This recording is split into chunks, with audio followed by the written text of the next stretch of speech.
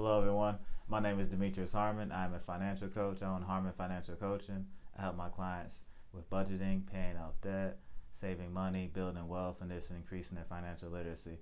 All right, so before we get started, please give this video a thumbs up. It helps YouTube's algorithm, helps push out my channel to more people, helps my channel to grow. And if you really enjoy my content, please subscribe. I would really appreciate it. It's free. You have nothing to lose. And if you decide next week that you don't like me, you could always unsubscribe. So like I said, you have nothing to lose. So please support the channel. All right, without any further ado, let's get into it. 6 tips on how to save money. All right, 6 tips. All right, I hope you listen up. Class is in session. Tip number 1, no spend days. I'm going to say it again. No spend days. And it is exactly what it sounds like. You're not going to spend any money at all. So let's say you say Wednesday you say, I'm not going to spend any money. You're going to participate in a no spend day. So what's going to happen on Wednesday is, well, first of all, leading up to Wednesday, you're going to have to be intentional. You're going to hear me say that word a lot during this video, because it's true. You have to be intentional with your money. You're not going to accidentally become a millionaire. You're not going to accidentally retire comfortably. You're going to have to be very intentional, very deliberate, and you're going to have to plan these things out. So let's say on Wednesday you're going to have a no spend day. Leading up to Wednesday, Monday and Tuesday, you're going to have to get, you're going to have to go to the dry cleaners. You're going to have to get all the gas that you need, go to the grocery store, whatever you need to do that requires you to spend money has to get done leading up to Wednesday, because Wednesday is a no spend day. So what's going to happen is, on Wednesday for 24 hours, you're not going to spend any money at all. That means zero. A goose egg, a bagel, right? So that means no spending money online. I just need I just need a cup of water, a bottle of water, because I forgot my note. No spend days. You have to have financial discipline. There's all different types of discipline, but financial discipline is very underrated. You're going to have financial discipline to do this. Now, what's going to happen is, if you make it through this day without spending any money, I want you to keep this in mind. You may have this feeling like you need to spend a lot of money that Thursday, that next day, or maybe even Friday. Don't do that. I will caution you not to do that. So when you don't spend any money on Wednesday, it was a no spend day. It's not a sick day where you feel that you have to make up for it. For not spending. It's a smart day, not a sick day.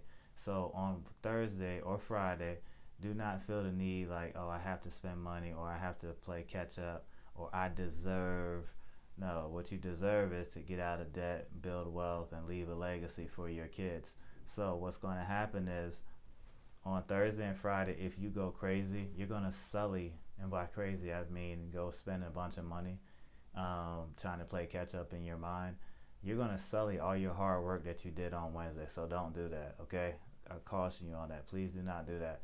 The next little nugget of wisdom I will give you is this: don't just stop with that one Wednesday. Do it again the next following Wednesday, and the Wednesday after that, and the Wednesday after that.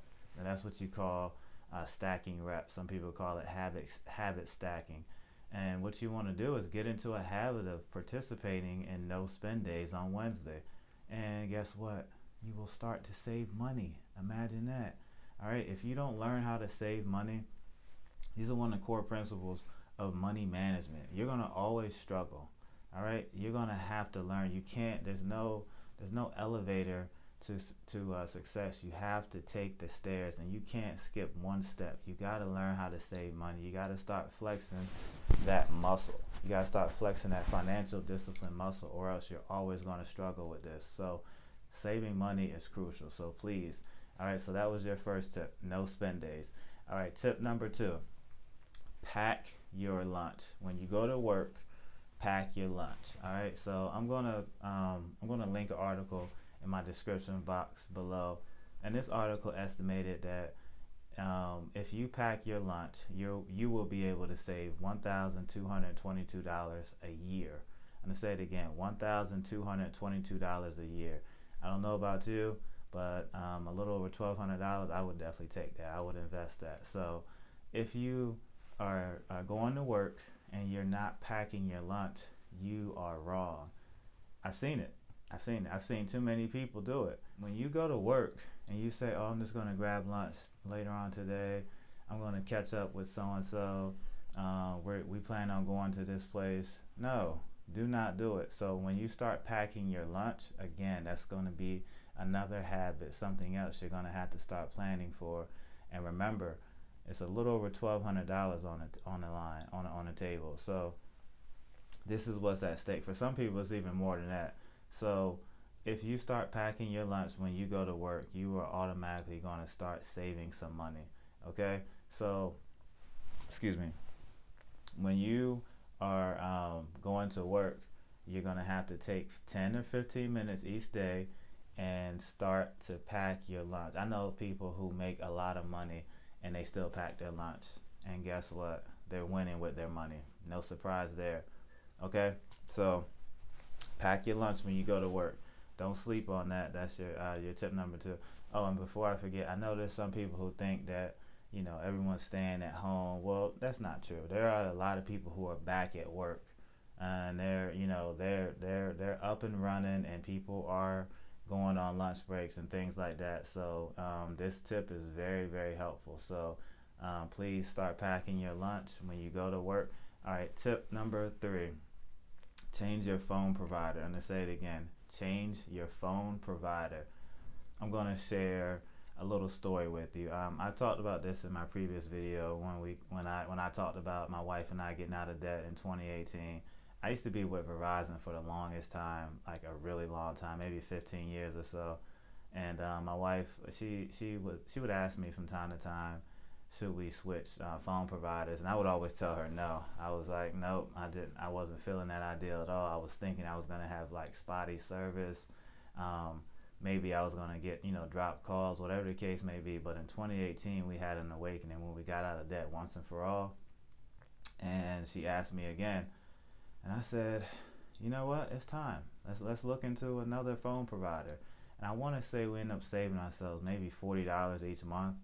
And we haven't looked back. I have great service. I'm not with a big phone provider, and trust me, your bank account will thank you for this later. So please look into your phone provider, especially with these big companies. One thing I noticed is that when I would look at my bill and I didn't go over my minutes, I didn't go over my text limit or anything like that, my bill would still creep up, and it wasn't the same.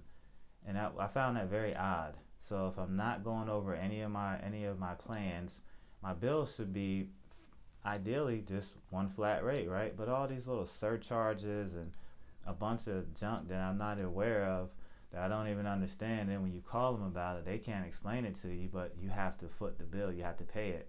So this one is very underrated. Being able to be not to be stubborn, to be able to say, you know what, let's go ahead and look into finding a new phone provider, and I think you will be able to save some money. In fact, I know you'll be able to save some money. All right, so this next one, learn to say no. I'm going to say it again, learn to say no. I've said this in my previous videos. No is a complete sentence. Hopefully you're budgeting your money. I have a few videos on budgeting. When you budget your money and then someone comes along on a random day like the 15th of the month and they say, hey, you want to go out for drinks, you want to go to happy hour, you want to go shoot some pool, whatever the case may be, the answer is no, you can't do it, and you're grown. You don't have to explain anything to anybody. But they weren't sitting down at that table with you budgeting your money, and that's not in your budget.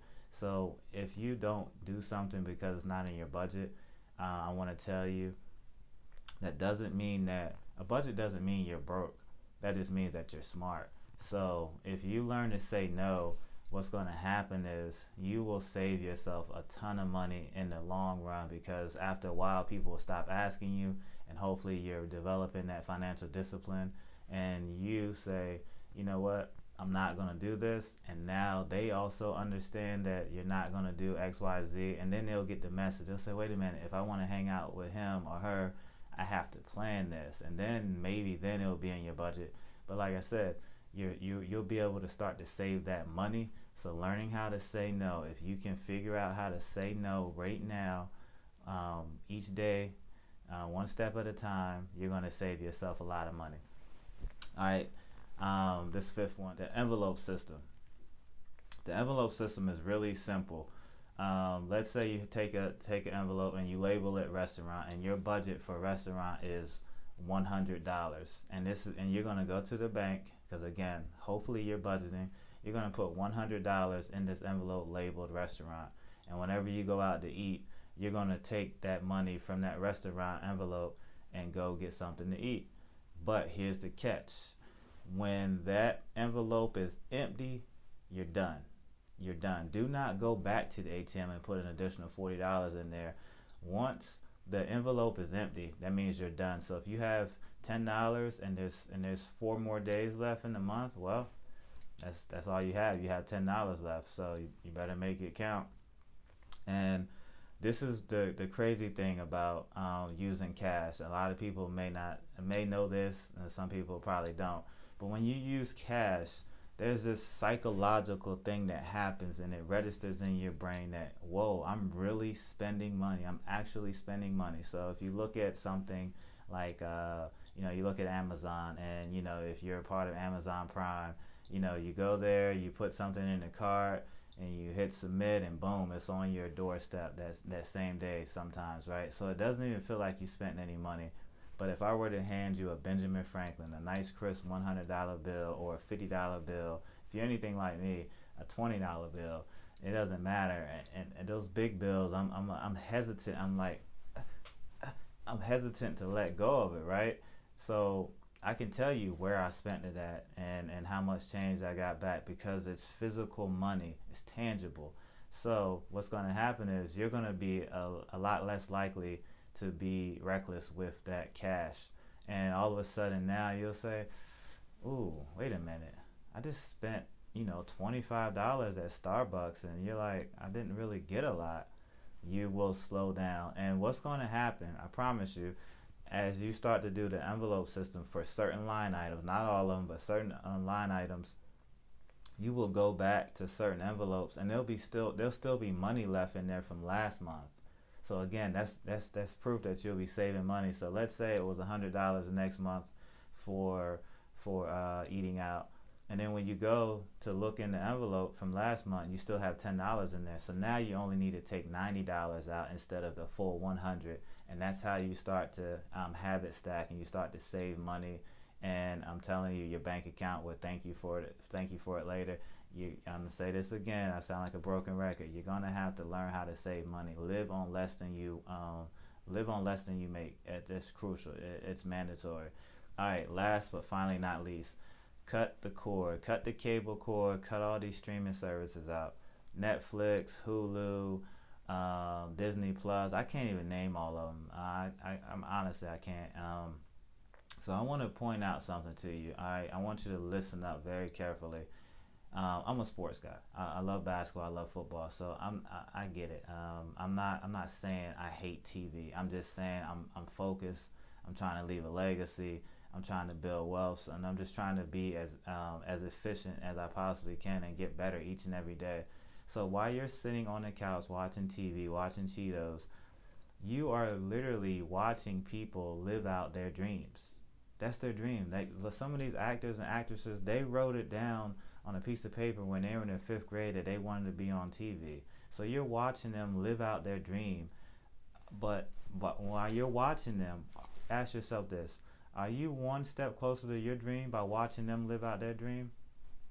I'll wait. You're not. Let me help you. You're not. So you're watching them live out their dream, and you're sitting at home, and you're saying, man, how am I going to get to that next level? Well, I can tell you, cut the cord, get rid of the cable, get rid of all these streaming services. You're going to save yourself a ton of money, but you're going to free up a lot of time. You hear people say, oh, I'm so tired. I'm so sleepy. I didn't get enough rest. Well, what they're not telling you is that they stayed up last night binge watching on some of their so-called favorite TV shows. All right, so I want to tell you a quick story.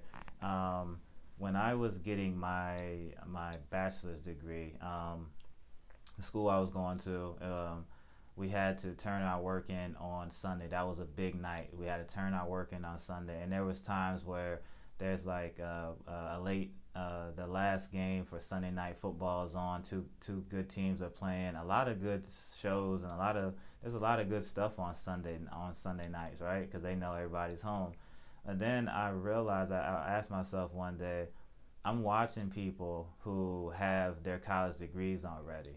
Some of these people already have their college degrees, something that I was trying to obtain, and it didn't feel right. I was like, wait a minute, I'm watching this guy, he has his degree, and I'm trying to get something that he has, and this is hindering me from getting something that he already has.